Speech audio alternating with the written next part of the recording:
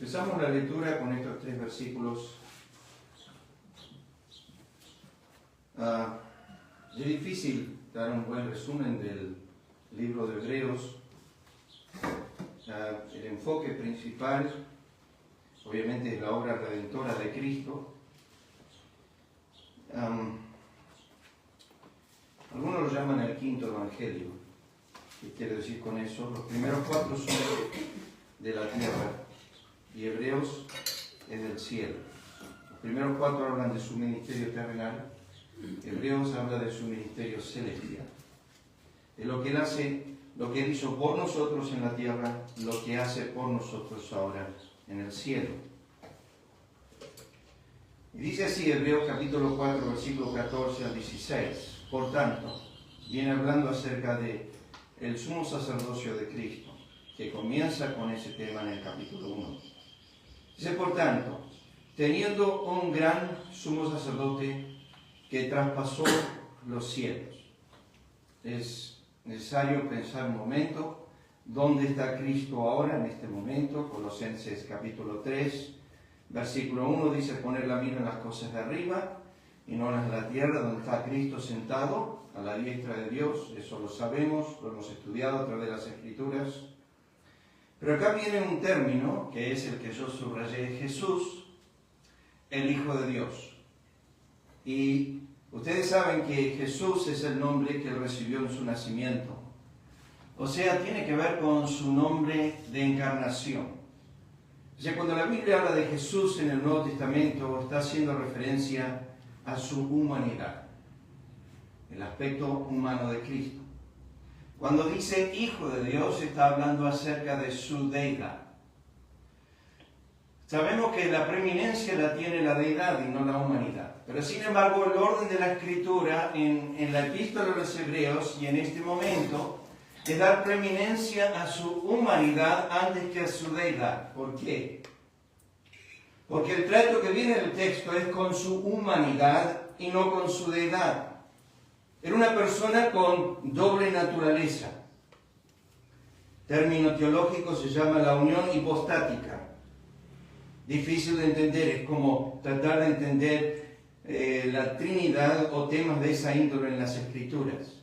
Cuando llegamos a este texto y leemos Jesús, si ustedes se acuerdan, lo he mencionado otras veces, pero en Hechos, el capítulo 9, cuando Jesús se aparece a Saulo de Tarso en el camino hacia Damasco, le dice, Saulo, Saulo, ¿por qué me persigues? Y la luz del cielo que le decía, y él pregunta, ¿quién eres, Señor? La palabra que él utiliza ahí en el griego, la común del Nuevo Testamento, ¿quién eres, Curios? ¿Quién eres, Señor? Le dice, yo soy Yeshua, o yo soy Jesús, a quien tú persigues. Estaba en el trono y le expresa su humanidad. Yo soy Jesús a quien tú persigues. Bueno, Hebreos capítulo 4 dice, Jesús, el Hijo de Dios, retengamos nuestra profesión. Acá viene el desarrollo del texto, al cual vamos a estar mirando por unos breves momentos esta mañana. Porque no tenemos un sumo sacerdote. Y si miran en la historia pasada de Israel, capítulo 7 describe esos sacerdotes, sus ineficacias, sus debilidades, sus pecados. Todo sumo sacerdote debía presentar todos los días, continuamente, dice la Biblia de Hebreos capítulo 7, primeramente por sus pecados y luego por los del pueblo. Siempre me resultó interesante eso, lo he dicho otras veces. El ambiente sacerdotal estaba en el tabernáculo, 7 días era su ministerio, y durante esos 7 días estaba delante de la columna de nube, estaba delante de Dios, ministrando delante de Jehová, cero contacto con el pueblo, solamente las ofrendas que se traían a él, pero él vivía dentro de ese santuario. Y dentro de ese santuario la Biblia dice que pecaba todos los días. Pero había pecados que eran muy serios, que Éxodo capítulo 28 los llama los pecados que se hacían en el servicio de la santidad. Esos eran pecados serios que él cometía. A veces lo hacemos cuando estamos orando. Estamos orando y estamos divagando en nuestra mente. Estamos delante del trono, pero estamos pensando en partido. ¿O estamos pensando en cualquier otra cosa? Está divagando nuestro corazón. Estamos con la Biblia abierta, tomando mate a la mañana, y hemos leído todo el capítulo y no lo hemos leído. Nuestra mente ha estado en otro lado y pecamos, como dice la Escritura, en las cosas santas. En lo que debe ser puro, nuestra mente y corazón es totalmente apartado y ajeno. Y la Biblia pasa a ser como un diario, una revista, otro libro más. Lo digo porque esta mañana, pensando en todo lo que tenía que decir, hice mi lectura, y cuando llegué a Proverbios, el capítulo 3, leí el capítulo y cuando terminé dije, Señor, no estaba ahí. Y dije al Señor, perdón. Y dije, vas a volver a leerlo. Pero esta vez presta atención a lo que estás leyendo. Y empecé a leerlo de nuevo. Y tomé nota del capítulo 3 como antes no había tomado. Pues sentí como que había pecado en la lectura del texto. Les di las grandezas de mi ley, dice así, y las tuvieron por cosa extraña. Cuando llegamos a esta persona que es Cristo, es muy diferente a todos nosotros, obviamente, eso lo sabemos. Pero dice, no, porque no tenemos un sumo sacerdote que no pueda compadecerse de nuestras debilidades. A mí me remonta enseguida al Antiguo Testamento, al sacerdote Elí. Cuando Ana se presentó delante de él, y delante de Jehová, y estaba moviendo sus labios, pero no decía palabra, y Elí la juzga en ese momento, siendo el sumo sacerdote de ese día, la juzga y le dice, digiere tu vino. Y yo dije, no he tomado vino, mi señor, no he hecho nada de eso. Dice, no, nada que ver lo que usted está juzgando. Soy una mujer angustiada de espíritu y estoy pidiendo al Señor que me otorgue un hijo varón. Ella no necesitaba una ecografía, sabía lo que venía. Ella pidió un hijo varón porque el primer hijo nacido debía ser siempre de ¿quién? De Jehová. Y ella dijo, dame un hijo varón y te lo entregaré todos los días de su vida. Dámelo para que lo devuelva. Dámelo y es tuyo. No es mío. No pido en egoísmo para que me des lo que como una mujer quisiera tener porque sufría el menosprecio de ser una mujer sin hijos. Pero no pido un hijo para tenerlo en casa para que ustedes todos se gloríen en ella. Y es muy lindo, tenés un varoncito, Dios te concedió y se le va el menosprecio. No, quería un hijo para devolvérselo a Jehová. Bueno, Elí, el sumo sacerdote, la menospreció en esa hora. Él era un hombre, obviamente, muy insensible a la situación. Era insensible al trato con sus hijos, no sabía que Dios estaba hablando. Repetidas veces Dios le había hablado, él había endurecido su corazón. Llegamos a este sumo sacerdote. La Escritura dice, porque no tenemos un sumo sacerdote que no pueda. Y en el griego hay un doble negativo. O sea, un énfasis fuerte en no tenemos, no pueda. Un doble negativo. No tenemos, no pueda compadecerse de nuestras debilidades.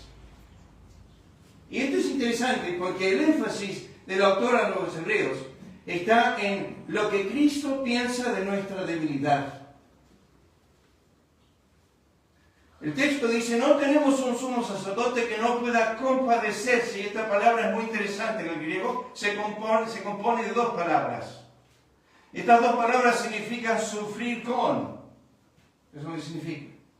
O sea, lo podríamos leer de esta manera, que no pueda sufrir con nosotros en nuestras debilidades. No es que nos acercamos a Él y decimos, recién caí en esto, recién hice esto, recién me enojé aquí, recién menosprecié allá, y comienza la crítica. No dice, no tenemos un sumo sacerdote que no pueda compadecerse, sufrir con nosotros. Hay dos doctrinas muy marcadas en el Nuevo Testamento en cuanto a Cristo y a su pueblo. Además, yo estoy pensando en la primera es por nosotros. Esa doctrina la llamamos la doctrina de la sustitución, lo que Cristo hizo por nosotros. Pero esta doctrina es diferente. Esto es lo que Cristo hace con nosotros. Tiene que ver con compañía, tiene que ver con cercanía. Y cuando estudiamos el texto vamos a ver cuán profundo va la cercanía de Cristo a su pueblo. Pero aquí tenemos esta referencia. no pueda, que la palabra es dunamai, que significa poder, que no pueda compadecerse, que le falta compasión, que no sufre juntamente con nosotros nuestras debilidades. Miren, cuando estudian Hebreos saben que había una gran necesidad de parte de la deidad, que uno de los tres se haga hombre. La decisión en la eternidad pasada fue que la segunda persona de la Trinidad se encarne, se haga hombre. Se ha hecho, aquel verbo fue hecho carne. Era una necesidad para cumplir el propósito. Hebreos nos dice, capítulo 2, versículo 9, que era para gustar la muerte, para probar la muerte. Se hizo un poco menor que los ángeles para poder gustar la muerte, compadecerse de nuestras debilidades. Luego sigue el texto diciendo, sino uno que fue tentado en todo, según nuestra semejanza. Y parece que esto ya es un estorbo para nosotros, pero sin pecado. ¿Podemos enfocarlo, Lisa, un poquito? Me parece que está fuera de foco ahí. Gracias. No, enfocarlo, no de... Ya sé cómo sacarla de casilla. ¿No? Miren lo que sigue.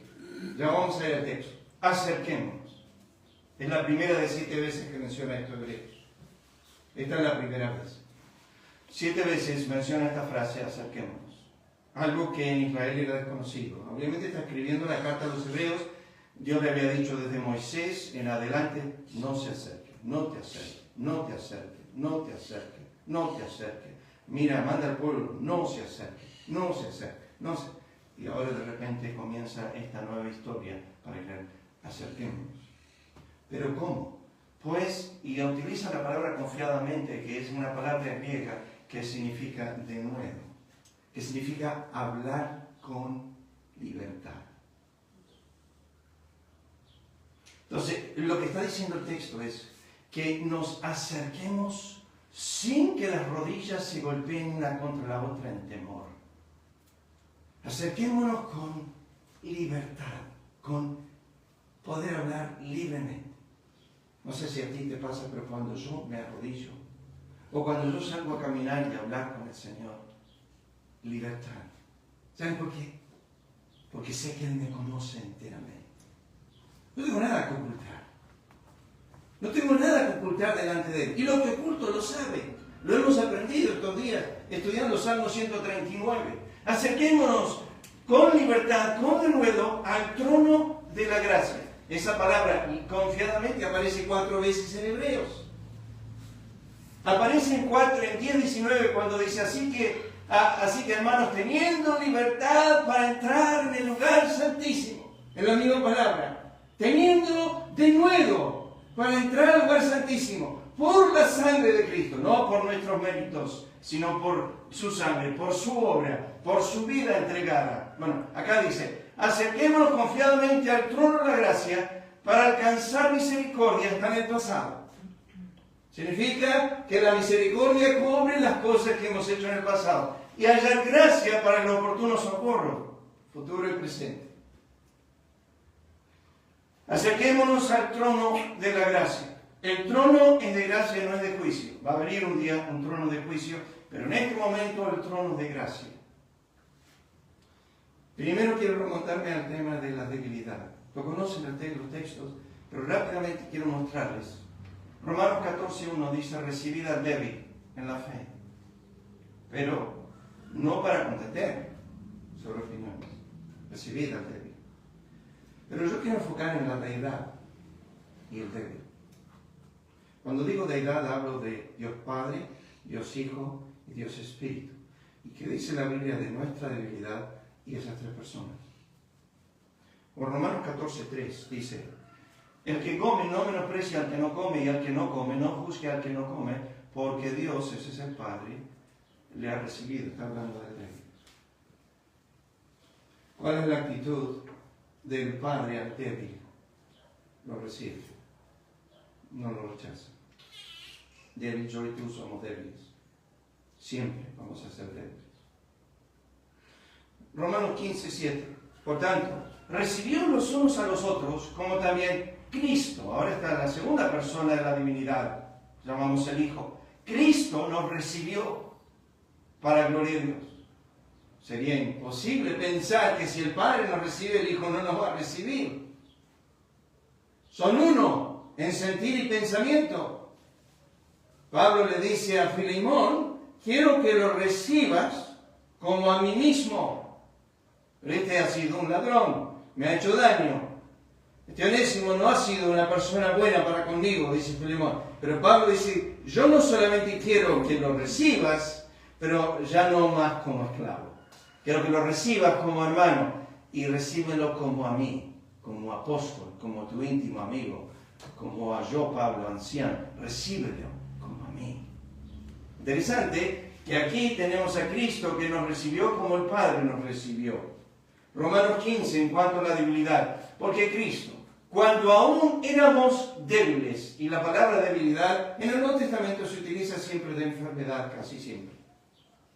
Puede ser lepra, puede ser paralítico, puede ser ciego, puede ser sordo, puede ser mudo, o puede ser simplemente la debilidad física, conciencia, espíritu, el cuerpo mismo, nuestra debilidad. Pero cuando tiene que ver con Dios, que Romanos 3 dice, versículos 10 al 12 dice, no hay quien busque a Dios, no hay quien haga lo bueno, no hay quien haga justicia, no hay ni siquiera uno. Y aquí entendemos, cuando aún éramos débiles, sin fuerza, sin poder alabar, sin poder bendecir, malditos en nuestra forma de vivir, blasfemos en nuestra forma de vivir, a su tiempo murió por los impíos. La palabra impiedad, que la hemos estudiado, la palabra asedia, que significa irreverencia. Murió por los irreverentes. Pero cuando éramos débiles, Cristo murió. Relación de Cristo para con nosotros. Y acá está la doctrina que le estuve enseñando, que le estuve diciendo. La doctrina de sustitución. Murió por, ¿no? Sustitución. 1 Corintios 1:27. Sino que lo necio del mundo escogió Dios. Esto es el Padre. Para avergonzar a los sabios. Lo débil del mundo escogió Dios. Para avergonzar a los fuertes. Acá tenemos otra vez. ¿A quién escogió Dios? Pues todos los que estamos acá, si somos elegidos por Dios, estamos en el grupo de los débiles. Ahora pasamos al Espíritu Santo. De igual manera, dice, el Espíritu nos ayuda en nuestra debilidad. Bueno, ya tenemos al Padre que recibe al débil, Cristo que recibe al débil, Cristo que muere por los débiles. Ahora el Espíritu ayuda a estos grupos de santos que la Biblia los titula débiles. Y nos ayuda en nuestra debilidad. Pues que hemos de pedir como conviene no lo sabemos, pero el Espíritu mismo intercede con nosotros con gemidos indecibles. En la tercera persona de la divinidad. Pablo dice a los Corintios, estuvo entre vosotros con debilidad, mucho temor y temblor. Me acuerdo años atrás cuando en la misión, antes de venir a Argentina, me preguntó cuáles eran mis aspectos fuertes y cuáles eran mis aspectos débiles. Yo dije, soy todo débil, no tengo nada de fuerza. Yo pensé que era una pregunta media capciosa, pero no era. 2 Corintios 12:9. Otra vez volvemos a Cristo. Me ha dicho, bástate mi gracia porque mi poder se perfecciona en la debilidad. Por tanto, dice Pablo, de buena gana me gloriaré más bien en mis debilidades para que repose sobre mí el poder de Cristo. Por lo cual, por amor de Cristo, me gozo en las debilidades, en afrentas, en necesidades, en persecuciones, en angustias, porque cuando soy débil, entonces tengo un sumo sacerdote que se compadece de mi debilidad. Porque él mira a un creyente débil como Pablo y le dice, mi gracia es suficiente, mi poder se perfecciona en tu debilidad. Vemos el ejercicio de sus atributos en nuestras insuficiencias. Si tú te crees suficiente, entonces no aparece el poder de Cristo. Ya leemos Hebreos 5:2. Para que se muestre paciente con los ignorantes y extraviados, puesto que él también, el sacerdote, está rodeado de debilidad. No puede estar hablando de Cristo, ¿no es cierto? No puede estar hablando de Cristo, Él no es débil. Tiene un aspecto que es debilidad. Primeramente la Biblia dice en 1 Pedro capítulo 4, versículo 1, murió en debilidad. Murió en debilidad. Después la Biblia dice en 1 Corintios capítulo 1 que lo débil de Dios es más fuerte que los hombres. ¿Qué es lo débil de Dios? La cruz de Cristo. La cruz de Cristo es lo débil de Dios. Lo insensato de Dios, ¿qué es eso? La cruz de Cristo. Lo menciona Pablo ahí. ¿Por qué menciono esto? Porque voy a volver al texto, pero está rodeado de debilidad. ¿Y qué debilidad tenía Cristo? La misma que todos nosotros, sin un solo aspecto. Fíjate. No puede ser que no sea fuerte el Señor, que cuando esté en Getsemaní esté llorando a gritos. No puede ser eso. Él es el Señor del universo. No puede estar llorando a gritos. ¿Por qué está llorando a gritos? Porque es débil.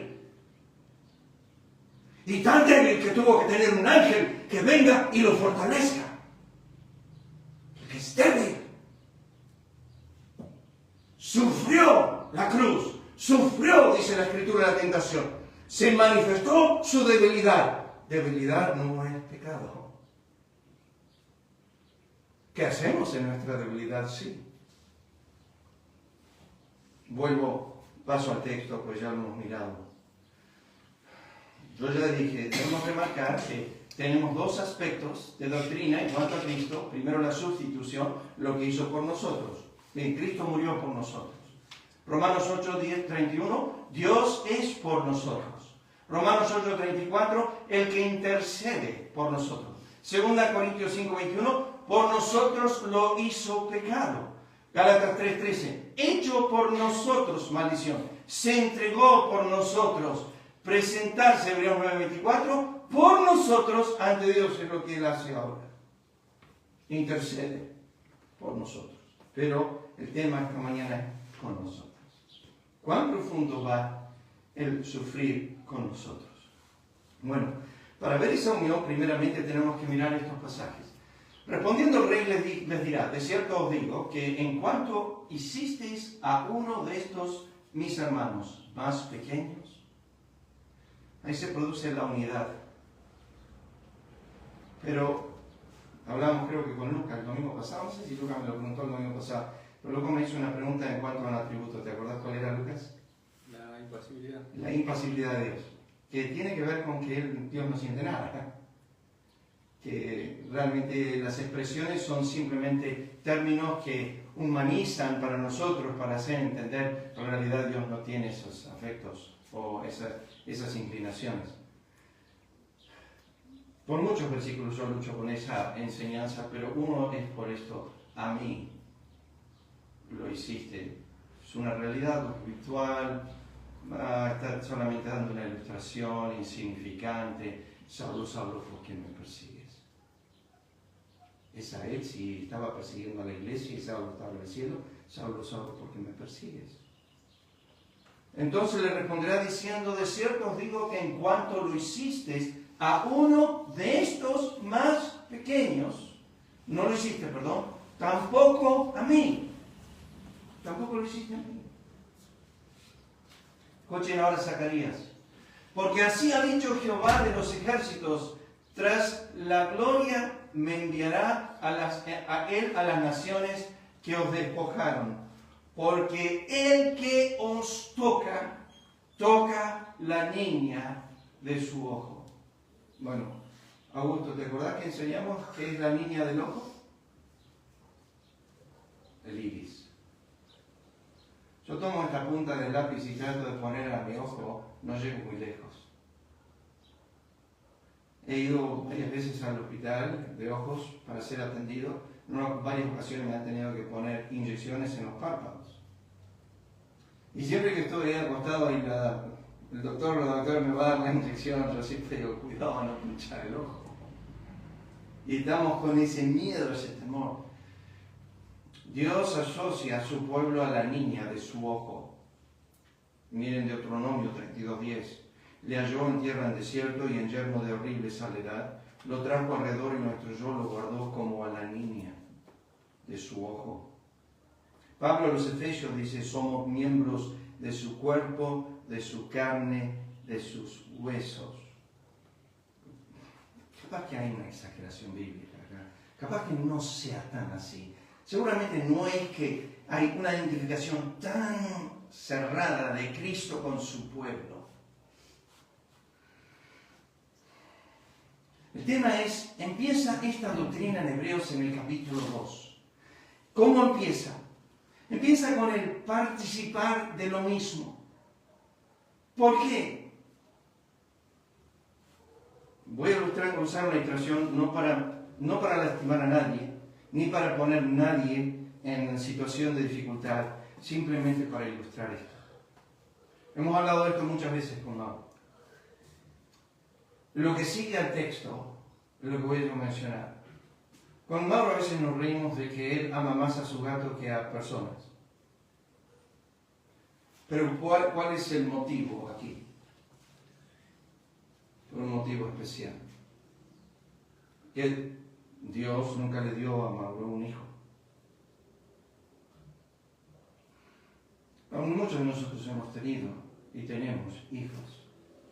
Y enseguida se pone ahí una situación de unidad, de algo que liga a esa persona, esa alma, con el hijo. Todas las ilustraciones del Nuevo Testamento para poder entender el Calvario y lo profundo que significa es la relación padre-hijo. Y un padre que entregó a su hijo. Pero esa relación se entiende profundamente cuando tú tienes uno. Y lo peor de todo, si tienes uno como Abraham, y Dios se te acerca y dice, quiero que entregues tu hijo, el único que tienes, al que amas. Y hay una relación tan estrecha entre Abraham e Isaac. Y Dios le pide que entregue al único que él tiene. ¿Por qué leo estos versículos? Escuchen 2 Corintios capítulo 1. Bendito sea el Dios y Padre de nuestro Señor Jesucristo, Padre de misericordias y de toda consolación, el cual nos consuela en todas nuestras ¿qué? Tribulaciones. Primero, sos atribulado. Una vez que sos atribulado, luego viene la consolación de Dios.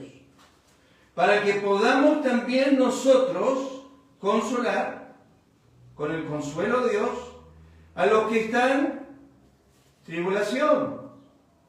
O sea que el concepto es, para participar de lo mismo, para yo ser consolado por Dios, necesito ser atribulado por Dios. Una vez que soy atribulado por Dios, con mi Dios me consuela, y cuando yo veo a un hermano sufrir tal tribulación, yo lo consuelo con el consuelo de Dios que yo he recibido. Imposible participar de lo mismo, si no participo de lo mismo. Necesito la consolación de Dios en mi tribulación. Pero si yo encuentro a un hermano que está siendo atribulado con lo mismo, ahora yo puedo acercarme y consolar por medio de la consolación con que nosotros somos consolados por Dios. Porque de la manera que abundan en nosotros las aflicciones de Cristo, así abunda también por el mismo Cristo nuestra consolación. Pablo está diciendo, hermanos, si esto tiene que ir a la par, si no hay tribulación, no hay consolación. Y si hay tribulación, hay consolación. Y si fuiste atribulado con alguna dificultad, qué sé yo, alguna tristeza muy profunda, algún abandono de ser querido, como Job en capítulo 19, dijo, todos mis íntimos amigos se alejaron de mí, todos. Por ahí has sufrido eso, alguna ocasión que alguien te ha abandonado. Has sentido el abandono de hombre, de alguien que te ha traicionado. Acá tenemos a Dios consolando. Pablo lo sintió, dijo, todos los que están en Asia. No dijo, me dejaron, se olvidaron de mí. Dijo, todos los que están en Asia me abandonaron. Todos los que están en Asia me abandonaron. Fuerte para Pablo fue eso. Yo estuve ahí día y noche trabajando, lo dice eso en Hechos capítulo 20, estuve sirviendo día y noche, yendo casa por casa, derramando lágrimas. Todos los que están en Asia, incluyendo Éfeso, me han abandonado. ¿Era necesario que pase por ese valle? Sí. Dios, Elohim, Elohim, lama sabachthani, ¿por qué me has desamparado? ¿Por qué me has abandonado? Uno dice, bueno, pero uno entra, uno tiene que entender. No entiendes si no participas. Y si no sos participante, no hay forma de entender. El texto de Hebreos está hablando de un participante. Alguien que fue hasta lo más bajo en participación. Alguien que se unió en el mismo sentir, la misma tristeza, el mismo dolor. Y se puede compadecer de nuestras debilidades porque Él las tuvo antes que yo. Y las tuvo en mayor profundidad que yo. 2 Corintios 1, 3 al 6 es eso. Porque todos somos sacerdotes tomados de entre los hombres. Eso es importantísimo. Es constituido a favor de los hombres en lo que Dios se refiere, para que presente ofrendas y sacrificios por pecado, para que se muestre paciente con los ignorantes. Usualmente el pecado de ignorancia en las Escrituras está remarcado. El sacerdote debía considerar a los hombres que habían caído en el pecado de ignorancia, extraviado, puesto que él también, cuando mira a este cristiano o a este creyente judío que venía y ofrecía un sacrificio por su pecado, no lo debía mirar con menosprecio ni crítica, sino debía pensar, yo también estoy rodeado de lo mismo, yo soy igual que él. Hebreos 2:14, así que por cuanto los hijos participaron de carne y sangre, acá viene la frase, queridos hermanos, en Cristo también, koinonia es la palabra griega, participó de lo mismo. Es imposible que Él en el trono se compadezca de ti en la tierra si no gustó de lo mismo. Él está sentado con el mismo sentir cuando estuvo en la tierra. ¿Saben por qué? Porque está en el presente continuo la palabra. Se compadece de nuestras necesidades, de nuestras debilidades. Está en el presente continuo. ¿Qué significa? Que cuando yo leo Hebreos 4:15, dice, no tenemos un sumo sacerdote que no pueda en este mismo instante compadecerse de nuestras debilidades, porque está continuamente presente lo que Él pasó en la tierra, su humanidad. Miren el versículo 17. Por lo cual, era necesario ser en todo semejante a sus hermanos para hacer dos direcciones. Venir a ser misericordioso para con los hombres y fiel para con Dios. Él fue fiel para con Dios, y eso lo establece en la carta a los Hebreos, pero fue misericordioso para con los hombres. ¿Y de dónde nace esa misericordia? De esta frase, debía ser en todo semejante a sus hermanos. ¿De qué hablamos? Pues ya voy a ir, pero me queda poco tiempo, ¿no? ¿Alguien me dice qué hora es, por favor? Miren, pues en cuanto él mismo padeció siendo tentado, para aquellos que dicen, pero Cristo no pudo pecar y la tentación no fue brava para él porque él no pudo pecar. Lo único que me dice la Biblia, pues yo no entiendo su profundidad, pues yo no estoy en el Espíritu de Cristo, en la tentación del desierto. Hay 5 puntos de diferencia entre la tentación de Adán y la tentación de Cristo, y son muy claras. Adán fue tentado en la abundancia, Cristo fue tentado en la escasez. Adán estaba en su plenitud, Cristo estaba en 40 días de ayuno cuando empezó la tentación. Hay 5 puntos de diferencia muy marcados. No, mira, él mismo padeció. La palabra padecer es la misma que se utiliza ahí, la segunda palabra para compadecerse. ¿Qué significa? Que Cristo sufrió la tentación. No pecar, no ir a ese lugar, pero sufrió la tentación. Y si piensas que no hubo sufrimiento, entonces ¿cómo explicas un Getsemaní? ¿Y cómo explicas un Salmo 22? ¿Cómo explicas en su humanidad que Él sufrió? ¿Cómo explicas sus lágrimas? ¿Cómo explicas sus gritos? ¿Por qué gritó en el huerto? ¿Por qué estaba un tiro de piedra los discípulos y ofreció gran clamor y lágrimas? ¿De dónde nace eso si Él no padeció? Miren Juan 1:14. Aquel verbo fue hecho carne. Y acá viene la frase. Habitó entre nosotros. Vimos su gloria, gloria como del unigénito, lleno de gracia y verdad. Filipenses nos dice, sino que se despojó a sí mismo, tomando forma de siervo, hecho semejante a los hombres. ¿Qué estoy apuntando? Participó de lo mismo. Se pudo unir a lo mismo. Bueno, vuelvo al texto, pero lo paso. Miren la compasión del que está ante uno. Salmos 78:39, se acordó de que eran carne. Soplo que va, no vuelve. ¿Cómo me gusta esa frase? Soplo que va. Salió, no vuelve más. Salmo 103:13, como el Padre se compadece de los hijos, se compadece Jehová de los que le temen. En toda angustia de ellos, Él fue angustiado. El ángel de su faz los salvó, en su amor y en su clemencia los redimió. Los trajo y los levantó todos los días de la antigüedad. Juan 11:35. Parece ser un versículo tan corto, tan sencillo, tan profundo. Es la participación, es la identificación, es llegar a ser igual. Jesús lloró. Pero no era sinceras lágrimas. Si Él sabía que iba a resucitar a Lázaro muerto, capaz que meramente lloró un poquito para... La Biblia dice, se conmovió en su espíritu. Y le dijo a María, al verla llorar, se conmovió en su espíritu. Y le dijo a María, ¿dónde lo pusiste? Y luego la Biblia dice, Jesús lloró. Y los judíos le dijeron entre sí, mirad cómo le amaba. Jesús lloró. Participó de lo mismo. Desde el inicio de su vida encarnada hasta el final de su viaje terrenal, Jesús experimentó el nacimiento, el crecimiento, Lucas 2:40, el agotamiento, Juan 4:6, el sueño, Marcos 4:38, el hambre, la sed, el enojo. La sed en el Calvario, siempre pienso cuando pegó el grito, dijo, tengo sed. Tengo sed. Le trajeron vinagre, usted dice, bueno, no pudieron ofrecer un poco de agua.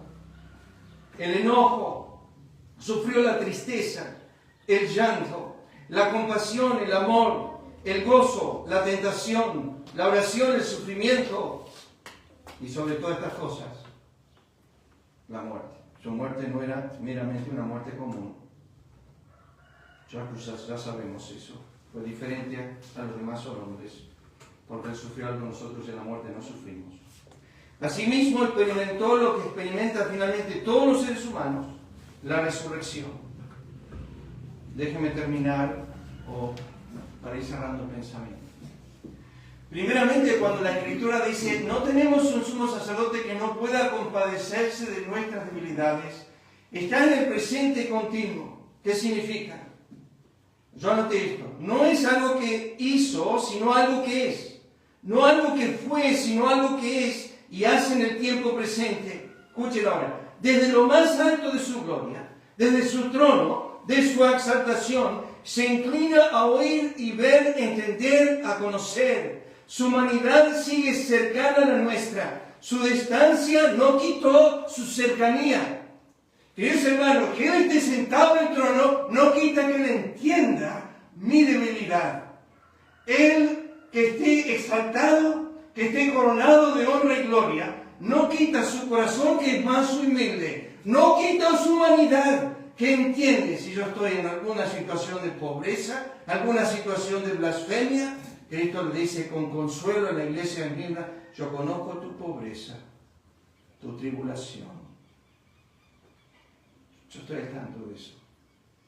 Yo sé dónde mora Satanás. Yo sé dónde estás. Entonces, pensando en esto, que es una situación de compasión continua, que no es que se cortó cuando Él fue al cielo y dijo, no sé quién lo juna estos ahora. Yo ya estoy en gloria. No. Él sigue sintiendo lo mismo por su pueblo. Se compadece de nuestras debilidades, su intensidad ya hace mayor, por pertenencia, por ser parte de sí mismo. Imagínense, un nadador, hay un chico que se está ahogando, y el nadador tiene que salir a salvarlo. Él es el que tiene que salvar a las personas que se están ahogando. Y sale a buscarlo, y está llegando, y su corazón se aflige por ese niño que se está ahogando, y lo alcanza a llegar. Pero supongamos que ese niño pasa a ser posesión suya. Es uno de sus hijos. Su intensidad es mayor. Oh, no puede nadar suficientemente rápido. Su corazón se está deshaciendo en angustia. Tiene que llegar. Queridos hermanos, cuando tú asciendes al trono, angustiado y afligido, su corazón se une al tuyo porque eres parte de él. Eres parte de él. No eres un don nadie. Eres parte de él. Es intenso su compasión. ¿Por qué? Porque es tu hijo.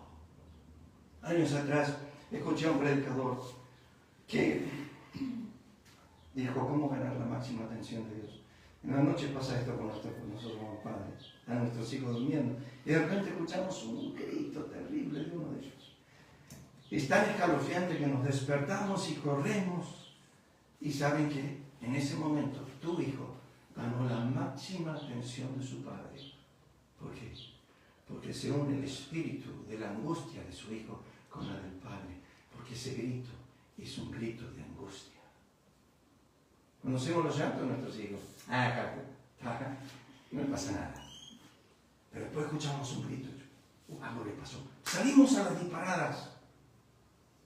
No tenemos un sumo sacerdote insensible, sino más bien uno que sufre. Yo me puse a pensar esta mañana. Yo sufro por mis hijos, mi casa, mi esposa, ella por sus hijos, su esposo, creo yo. No. Pero no puedo creer yo sufrir por todos los hombres y por todas las iglesias. Y quien se enferma y yo no me enfermo, y quien tropeza y yo no me indigno. Y yo veo el espíritu de sufrir en el apóstol Pablo. Que él sufría por todas las iglesias y tenía una preocupación por todas las iglesias. Y si eso nos falta el espíritu de Cristo, aquel sumo sacerdote que sentado en el trono, y yo me siento débil. Y de repente recibo una crítica por una obra tan genuina que hice delante del Señor, que di ese vaso de agua con todo mi corazón, y de repente Cristo escucha, lo hiciste por orgullo, y Cristo sufre lo que mi espíritu sufre. Y yo lloro porque fui mal entendido, y Él llora en el trono por el menosprecio que recibió mi espíritu, porque se compadece de mí. Él sufre lo mismo que tú y yo, pero con cuánta intensidad. Se compadece, es una compasión particular. ¿Se acuerdan? Pablo dijo, me amó y se entregó a sí mismo por mí. No es una compasión general. Ya está. No, cuando entra a redil y ve que hay 99 y la una, ¿dónde está? ¿Dónde está la que está faltando? Y se fue a buscarla. Tengo las 99, pero me importa esa una. Hay una que está faltando. El Salvador, el sumo sacerdote, tiene preocupación por la una, por particularidad, no por términos generales. Se sentó a hablar con una mujer samaritana, luego habló con un hombre llamado Zaqueo, y después con un hombre llamado Nicodemo. Almas personales, él ama. Oh, sí, se salvaron 3,000 en Pentecostés, pero era tan importante ponerle una mujer, un hombre, como también 3,000 almas, porque su amor es particular, su compasión es particular. Le dijo a Pablo, una sola alma, bástate mi gracia. Compasión particular, a mí. Dijo Pablo, a mí, que soy menos, que el más pequeño de todos los santos, que no soy digno de ser llamado apóstol, que soy el principal de todos los pecadores. A mí me fue dada esta gracia. Oyó Dios la voz del muchacho, uno solo. Hay compasión en Dios para con un alma que está afligida. No como nosotros, eso uno nomás, déjalo pasar, no importa. Se vaya si quiere, no importa a nosotros. No él. Se compadece de nuestra debilidad, es una compasión activa. Es el buen samaritano que busca curar, vendar las heridas. Es que dice, mi amigo Lázaro duerme, o murió, por así decirlo. Voy, no me quedo, voy. Hermanos, es una compasión activa. Él va donde es necesario, donde sea necesitado. Mi Cristo es activo en su compasión. Debemos tener misericordia de tales personas. Debemos imitar a nuestro Señor, que donde había que manifestar misericordia, fue.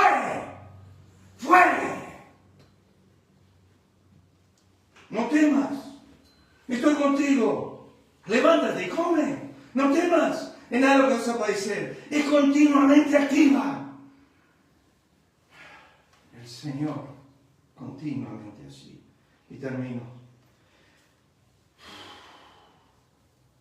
Su compasión no se borra por uno.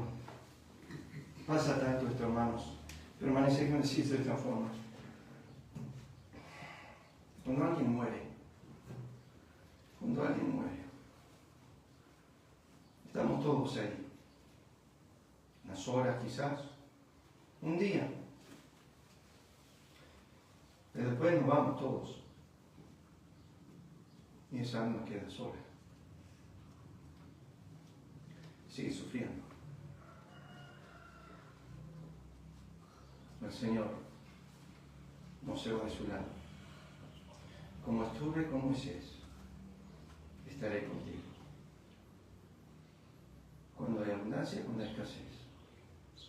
Cuando hay gozo, cuando no lo hay. Somos tan cambiantes. Esta mañana me pude haber levantado con mucho gozo y a la tarde terminar con mucha tristeza. Pero mi Señor, que es el mismo en el trono,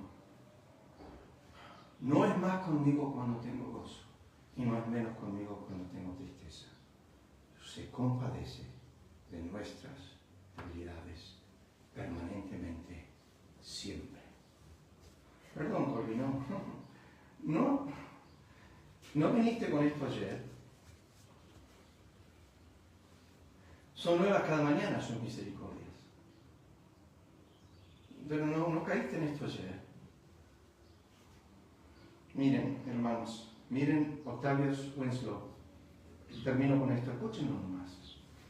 Vedle llevando nuestras enfermedades y nuestros dolores más aún, llevando nuestras iniquidades, nuestros pecados. No penséis que vuestro camino es un camino aislado.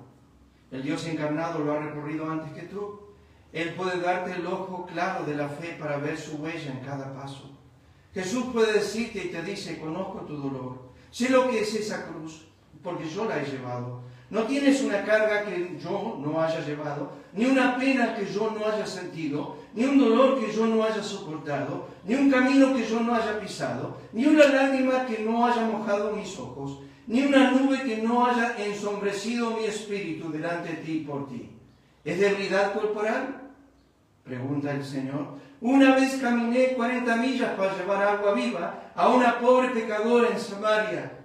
¿Es el dolor del duelo? Lloré ante la tumba de mi amigo, aunque sabía que estaba a punto de volverle a la vida a la persona amada. ¿Es la fragilidad y la inconstancia de la amistad humana? Me quedé de pie y oí mi persona negada por labios que una vez me hablaron amablemente, labios que ahora me renuncian con juramento que una vez juró el afecto hasta la muerte.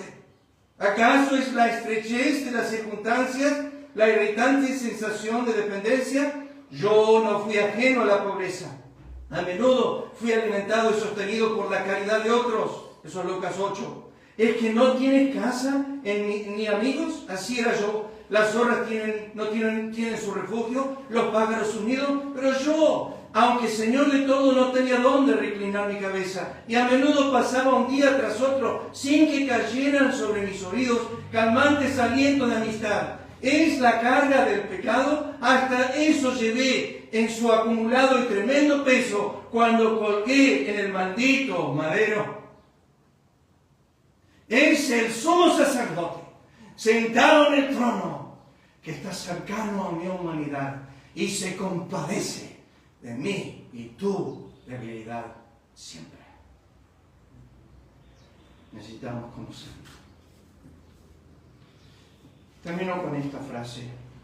Él es dice Mateo 12:20, la caña cascada no quebrará, el pábilo que humea no apagará hasta que saque a victoria el juicio. Anoté esto en mi nota de hebreo, la estaba revisando el otro día. Es sin pecado, pero no sin misericordia. Tal sumo sacerdote nos conviene. Uno se queda pensando a veces, ¿no? Un hombre que peca mucho debe ser un hombre lleno de misericordia. Miren a David. Cayó en adulterio, homicidio. Y cuando vino Natán, David dijo, ese hombre debe morir. Cero misericordia. Cero misericordia. Cuando Natán le dice, tú eres el hombre, David clama con 3 palabras de misericordia en Salmo 51, que van en ascenso. Dice, ten piedad, ten misericordia, ten piedad. 3 palabras hebreas diferentes para implorarle al Señor, por favor, ten misericordia de mí. ¿Saben que el ser más santo en el universo es el ser más misericordioso? No es el que tiene muchas debilidades y pecados que tiene misericordia, es el que no tuvo ninguna, que se compadece de nosotros. Hay más misericordia en su pureza que en mi iniquidad.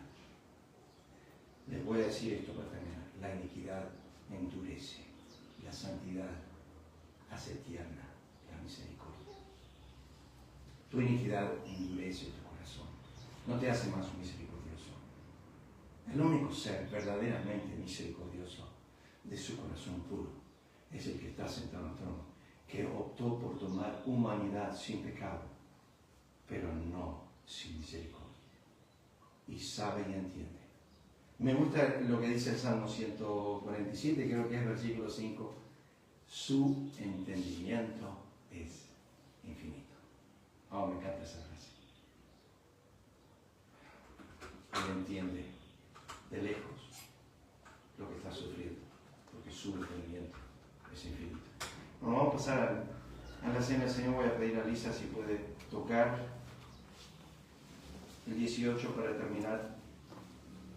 Voy a pedir a Lucas si puede repartir la copa y el pan. La copa y el pan.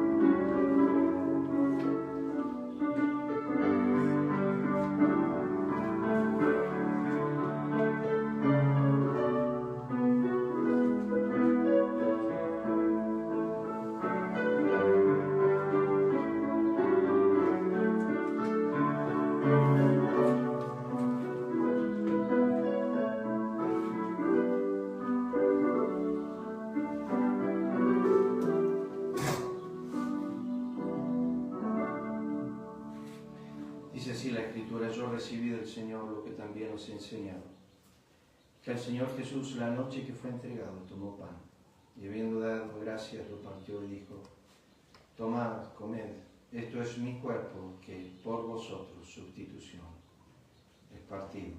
Haced esto en memoria de mí. Todos juntos.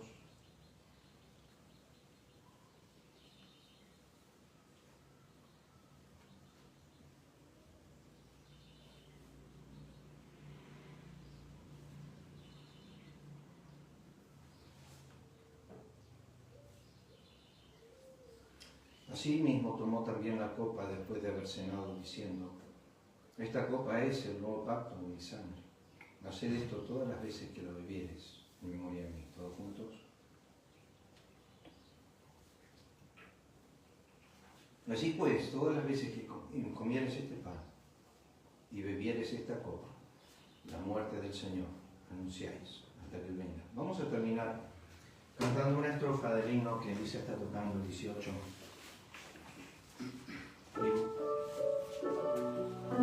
Vamos a cantar las últimas dos estrofas y el coro. Las últimas dos estrofas y el coro.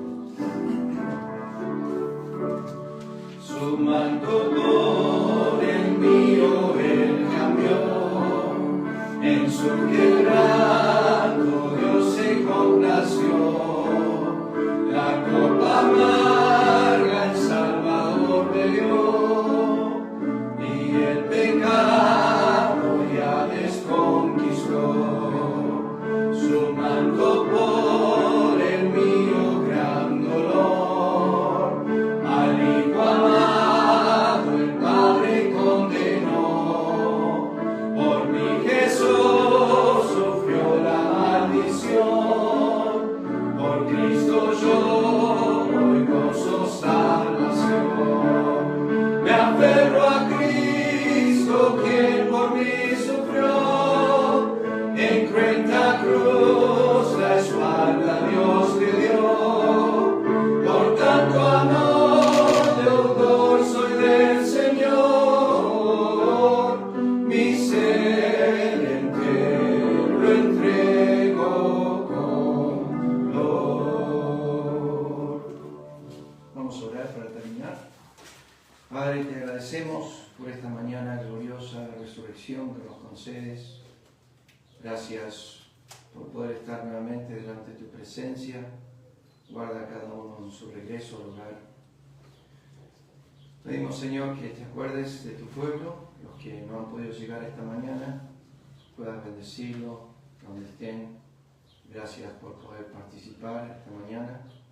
Pedimos, Señor, que bendigas a tu pueblo, que pueda ser edificado para tu honra y para tu gloria. Y rogamos, Señor, que nos des una buena semana. Semana como la de Colosenses 3, 17 y 23. Que podamos, que todo lo que hagamos sea de palabra, de hecho, lo hagamos como para el Señor, no para los hombres. Pedimos, Padre, tu bendición, en el nombre de Cristo. Amén. El Señor